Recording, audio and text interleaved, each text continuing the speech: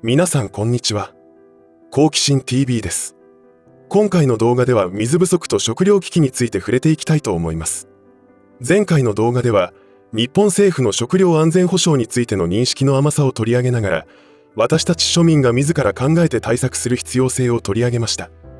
今回は国が打ち出した輸入を強化する政策に対しても、決して計算通りには日本国民の食料安全保障の強化にはなっていないという話をしていきます。そもそも日本政府が考える食料安全保障問題は、国民の食料安全保障など眼中にないと思いたくなるほどひどいものとなっています。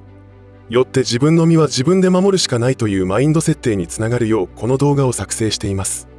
ぜひ最後までご視聴いただき、この動画が世界で何が起きているか、そのことによって日本に降りかかる問題を認識するためのお役に立てればと思います。このチャンネルでは、自分や家族の身を守るためにできることや、日本人がこれ以上騙されることがないようにするための情報を発信しています。チャンネル登録がお済みでない方はぜひチャンネル登録をお願いします。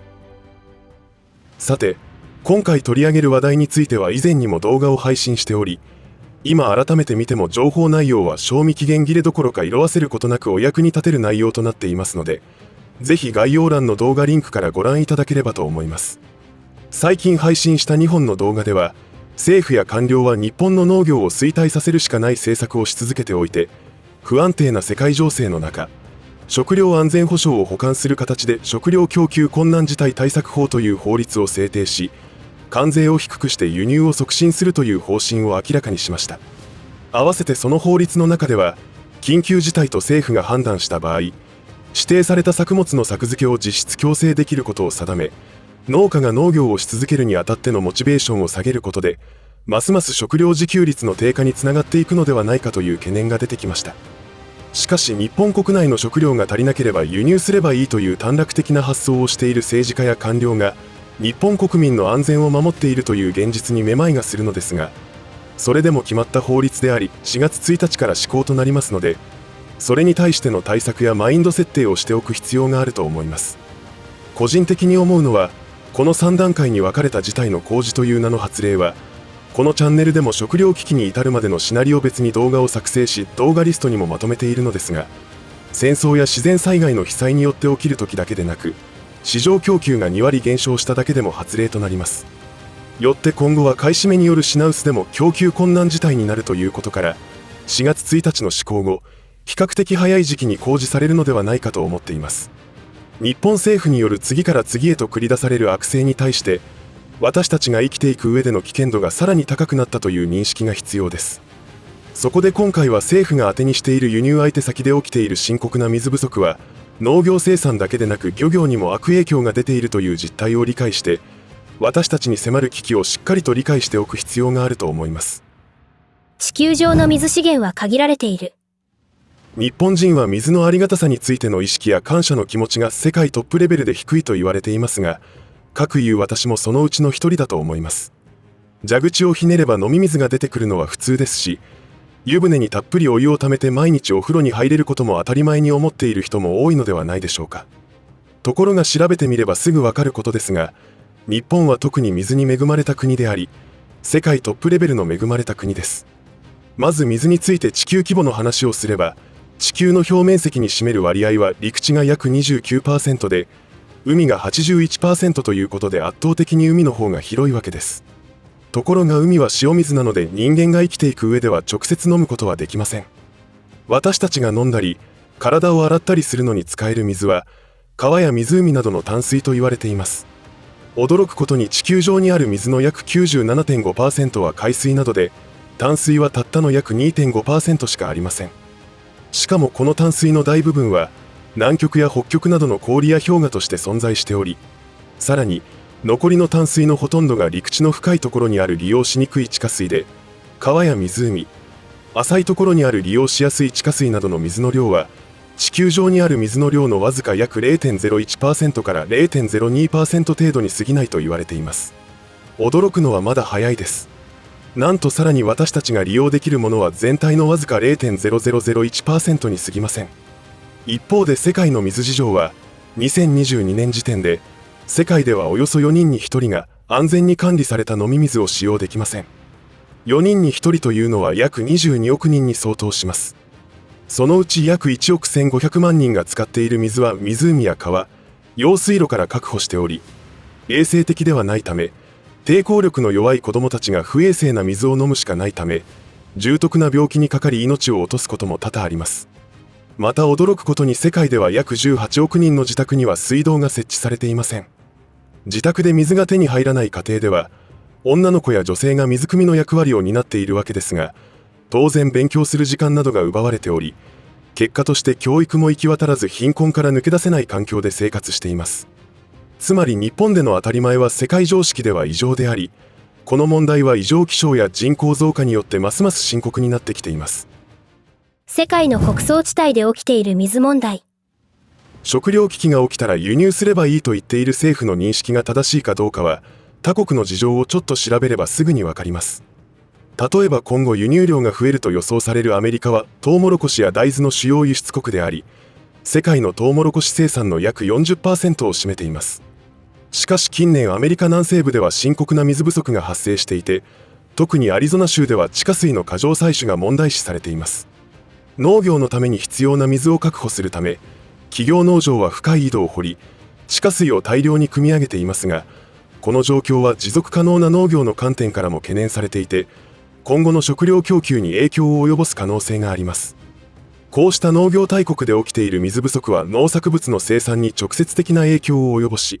日本の食料供給にも深刻なリスクをもたらす可能性があります。特に近年の新型コロナウイルスの影響や国際的な紛争が食料供給の不安定さを増しておりますし、これにより日本の食料安全保障が脅かされています。YouTube では扱えない内容の動画はメディアブルで配信していますが、そこで取り上げた情報で、新たなパンデミックが計画段階に入っている確かな情報が報道されています。この先世界情勢は意図された事件や事故によって不安定な状況になっていくことは覚悟する必要がありそうです。このような水不足は世界中で起きており、最近話題になっているパナマ運河においても水不足が顕著で、航行する大型タンカーの渋滞を引き起こしているだけでなく、通行料金をオークション形式で決めている関係で通行料の高騰が起きており、庶民の経済状況に大きな影響を出しています。降るべき時期に降るべき場所に雨が降らなくなってきているのは、地球のバイオリズムと言っていいのではないかと個人的には思っていまして、人類は車の排気ガスや工場がない時代でも、今でいう異常気象によって生存の危機が発生して食料を求めて移動をしていたわけです。かといって現代では民族移動などは現実的ではありませんし、こういった状況でも食料自給率を上げていく努力が必要だと思います。それを海外の下手すると反日国に依存していくなんて危険すぎると思いませんでしょうか。皆さんはどのようにお考えでしょうか。ぜひ皆さんの意見をコメント欄でシェアしてください。多くの方の参考になると思います。水が原因で起きている紛争問題。日本のように島国では起きない紛争が陸続きの国家間では起きています。例えばメコン川上流に位置する中国が絡んだ水資源紛争は、中国が上流で建設したダムによって起きています。メコン川は中国から東南アジアを流れる国際河川であり、流域にはラオス、タイ、カンボジア、ベトナムなどが含まれています。この地域は有名な穀倉地帯となっており、世界の食料事情に大きく関わってきています。その中国はモラルなど併せ持っていないことは世界的に有名になっていますが、メコン川の上流に作られたダムによって好き放題しています。中国がダムを建設した目的はメコン川を使った水力発電で、中国共産党幹部の利権と大きく関わっているので、他の国のことなどはどうでもいいわけです。その結果として下流域の国では深刻な干ばつが起きていますし、飲料水の価格が高騰するなどの影響が出ています。ダム建設による影響は農業や漁業において顕著で、例えばベトナムのメコンデルタでは干ばつの影響で水位が低下して塩害が発生しています。これにより農作物の生育に深刻な影響が出ており、農家は収穫量の減少に直面しています。また漁業においても魚の生息地が減少し、漁獲量が激減しています。2021年にはカンボジアの漁師が以前の30キロの漁獲量が1キロにまで減少したと報告しています。またナイル川をめぐる水利権の争いはエジプト、スーダン、エチオピアの間で長年続いており、特にエチオピアが2022年に発電を始めたグランドエチオピアンルネサンスダムはエジプトにとって死活問題とされ、下流国の水量が減少する懸念が高まっています。インダス川をめぐる争いは、インドとパキスタンの間での緊張を象徴しています。1960年に締結された水管理条約は一時的な解決をもたらしましたが、インドのダム建設や過剰取水に対するパキスタンの疑念は根強く、再び対立の火種となっています。両国の歴史的な対立が水資源の利用に影響を与え、今後も緊張が続く可能性が高いです。ヨルダン川をめぐる水利権の争いは、イスラエルとパレスチナの間の複雑な関係を反映しています。1967年以降、イスラエルは水利権を掌握し、パレスチナ人の水資源へのアクセスを制限してきました。1993年のオスロ合意では水利権が認められたものの、交渉は未だに進展を見せず、両者の対立は続いています。この状況は、地域の安定に深刻な影響を及ぼしています。これらの例はほんの一例ですが、水利権をめぐって国家間の紛争にまで発展するということは日本人には想像もできませんが、水に対する各国の重要性がわかりますし、執念とも言えるものです。そしてこれらの水域は巨大な農業生産地であることも忘れてはなりません。今世界中の降雨量に異変が起きており、今後何が起きるのか予想ができない状態で、食料が足りなければ輸入すればいいという考えでは、日本国民の食料安全保障は保たれないと思われるのです。日本の水が狙われている。日本人は水の重要性やありがたさがほぼ皆無に近い状態なわけですが、その脇の甘さと親中議員の暗躍によって、日本の水資源が狙われています。さすがに日本のメディアでも中国資本による土地買収の話題が報じられていますが、有名なところでは北海道の土地が大量に購入されている問題があります。中国はとんでもない広大な穀倉地帯を持っていますが、世界有数の農作物輸入大国です。それはなぜかというと、地下水汚染やダム建設をはじめ、洪水や横領などあらゆる犯罪ともいえる社会問題のオンパレードで、食料自給が難しくなっているのです。特に水に関しては手に触れただけで赤く腫れ上がるほどひどく汚染された川もあり、癌が多発しています。中国の例は特殊ですが、世界では水が石油と同等に貴重であり、争奪戦が繰り広げられていることは先ほど言った通りです。そこで中国人が狙うのは自然豊かで水がきれいな日本の土地、特に水源地です。親中議員が多い日本では、明らかに国の安全保障の面からも問題となっているこういった県の対策は遅々として進んでいません。北海道ニセコ町の森林を香港系の業者に売った人の情報では、高齢だし手入れもできないからと坪120円で売ってしまったといいます。日本人には価値がないと思われる山林も、お国が変われば全く様相が異なっているわけで、早く手を打たないととんでもないことになります。中国人は世界中のありとあらゆるところに移住しており、そこでは社会のモラルなど守ることなく、一口で言えば荒らしまくります。今後日本の水源地から水を際限なく汲み上げ自国に輸出する可能性すらあります。そうなると下流地域の農業や漁業だけでなく、社会全般に被害が及ぶことになるでしょう。そんなことにならないように条例などで規制されてはいるものの、法などを守る意識がない人たちであり、中国に運び込むコストが解決した時には起きる可能性は否定できません。いかがだったでしょうか。水をテーマに日本の食料安全保障の脆弱性を考えてみましたが、結構恐ろしいことだと感じたのではないでしょうか。このテーマはもっと深掘りすればまだまだ問題がてんこ盛りなのですが、なんといってもこの程度の情報はちょっとググれば簡単にヒットする情報であり、政府や官僚は100も承知だと思うんですよね。なのにです。日本国内に食料危機が起きそうになったら、法的強制力を発動して農家には今まで作ったことがない作物を作らせ、足りなければ輸入すればいいという発想が国のトップの人たちの頭の中なのです。地震が起きて被害が出たらスーパーに食料や水を買いに行けばいいし、そのうち国や自治体が食料や水を配給してくれるから大丈夫と言っている能天気な人と何ら変わりません。以前の動画でも言いましたが、彼らは決して頭が悪いわけではないし、情報を持っていないわけでもありません。つまり考えられることは、意図を持ってそうしているということです。似たようなことはアメリカの民主党政権下で起きており、連邦政府や州政府の官僚がしてきたことと相通じるものがあります。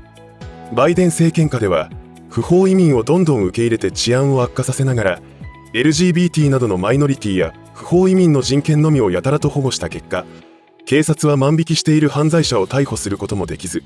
しまいには人種差別をしていると警察は糾弾され、州知事は警察への予算を削減をして治安はさらに最悪なことになっていったというのと似ています。なぜこんなことが起きるのかというと、民主党政権はグローバリストの集まりであり、共産主義者が多いことが分かっていて、世界最強と言われているアメリカを内部から崩壊させて世界支配を実現しようとしているのです。こんなことを言うと、初めてこのチャンネルに訪れた方はびっくりするかもしれませんが、我々が知らないところで起きている現実というのはそういうことなのです。彼らがしてきたことというのは、アメリカを分断して国家崩壊させようという謀略のもとに政治が行われてきたのですが、そのような中、祖国を取り戻そうと立ち上がったのがトランプ大統領というわけです。その構図と同じことが日本でも起きている可能性がかなり高いわけです。特にそれは最近騒がれている主要メディアの腐敗からも理解することができると思いますが、日本の社会構造、支配構造と言ってもいいですが、果たして祖国を大切に思っている、もしくは愛国心のある人たちが日本の上級国民にどれだけいるかという疑問が湧いてきます。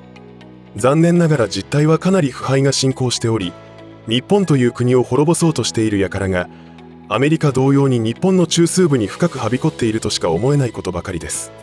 もはや食料備蓄だけでこれから起きるかもしれない難局を乗り切るには難しいかもしれませんが、まずはできることからやっていくしかないようです。この異常さに気がつく人が増えれば増えるほど、ろくでもない輩たちの謀略は頓挫すると強く信じています。重要なのは意識です。日本はきっと難局を乗り越えられると信じて準備をしていきましょう。もちろん十分な食料備蓄は絶対に必要だと考えます。ぜひ共に現実を受け止めてマインド設定をしてください。最後までお付き合いありがとうございました。以上で今回の話は終わりとしますが、皆さんの応援が次の動画作成の力になりますので、いいねボタン、チャンネル登録、通知設定をオンにしていただけると嬉しいです。また、コメント欄へのご意見、ご感想の書き込みもいただけたら励みになります。最後までご視聴ありがとうございました。好奇心 TV でした。